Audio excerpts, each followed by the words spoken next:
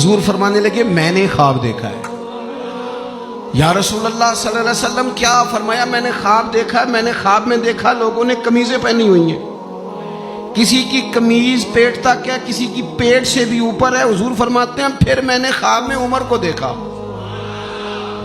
उमर फारूक ने इतनी लंबी कमीज पहनी, इतनी लंबी कमीज पहनी कि नीचे घिसट रही थी।